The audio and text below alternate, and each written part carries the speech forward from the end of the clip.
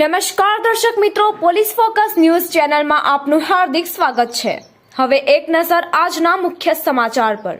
બનાસકાંઠાના ડીસા તાલુકામાં રસાણા ગામ પાલનપુરથી 15 કિલોમીટર અને ડીસાથી 10 કિલોમીટરના અંતરે હાઈવેની 3 કિલોમીટર અંદર આવેલું છે। ત્યાં નારસુંગા વીરદાદા સાક્ષાત બિરાજમાન છે। આ મંદિરનો ઇતિહાસ એવો છે કે 11 વર્ષ પહેલા રસાણામાં ડોક્ટર ગોવિંદભાઈને પથરીનો દુખાવો થતા નારસંગા વીરદાદાના મંદિરે આવ્યા હતા અને દાદાના ઉપાસક એવા મહાદેવગીરી બાપુને તેમને દોરો બાંધ્યો હતો અને ડોક્ટરની પથરી 7 દિવસની અંદર બહાર આવી ગઈ હતી અને ત્યારથી અત્યાર સુધીમાં નારસંગા વીરદાદાની કૃપાથી લગભગ 18,000 આસપાસના દર્દીઓને પથરીમાંથી રાહત મળી છે।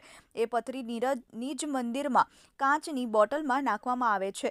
નારસુંગા વીરદાદાના ઉપાસક શ્રી મહાદેવગીરી બાપુ દાદાની પ્રેરણાથી દુખિયારા દર્દીઓને દાદાના નામોનો દોરો બાંધી આપે છે, જે દોરાથી પથરીઓના દર્દીને થતા પગના દુખાવા જેવા અન્ય રોગોથી મુક્તિ મળે છે તથા નારસુંગા વીરદાદાના દોરાથી નિસંતાન દંપતીને પણ પારણું બંધાય છે અને દાદાના સાનિધ્યમાં કોઈ પણ જાતની ફી લેવામાં આવતી નથી અને નિસ્વાર્થ ભાવે રસાણા ગામના વાલજીભાઈ તથા દરેક જ્ઞાતિ સેવાના ભાવિક ભક્તો યાત્રાળુઓની સેવા કરે છે અને ખૂબ જ પ્રેમથી મીઠો આવકાર આપે છે। આવનારા દર્શનાર્થીઓને ભોજન પ્રસાદ કરાવવા માટે પણ વિનંતી કરીને પ્રસાદ ગ્રહણ કરાવે છે।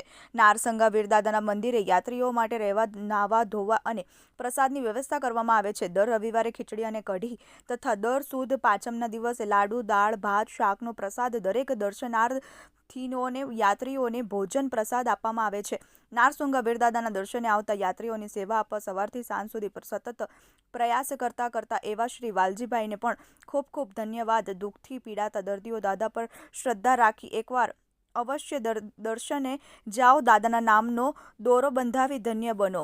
રાજુ જોશી ટીવી।